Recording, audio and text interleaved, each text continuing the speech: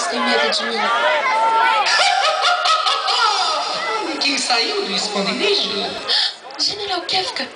Que carinha triste. Outra vez andando com gente que te trata como um monstro. E você prefere se isolar ao invés de reagir? Mas me sinto tão solitária porque sinto falta de contato humano. Então, você encontra a mim. General Kefka. Não precisa ser tão defensiva. Eu posso fazer o seu mundo mudar para sempre. O senhor pode? Mas claro, eu sei o quão forte e poderosa você é. E você sabe disso. Sim, eu me identifico muito com o senhor. E por isso você confia completamente em mim. Me desconfia porque eu me importo tanto com você.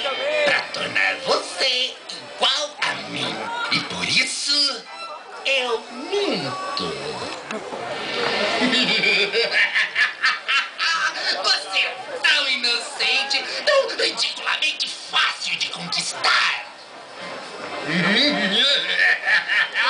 Você é um brinquedo muito divertido. Perfeito para torturar, despedaçar, incinerar.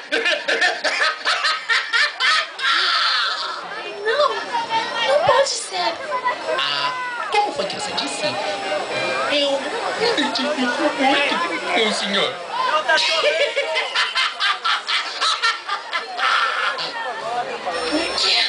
Por que mente pra mim? Com isso, vai machucar alguém. Tudo que fez até hoje foi mentira. Você não me machucaria, mas... Desgraçado! Morto!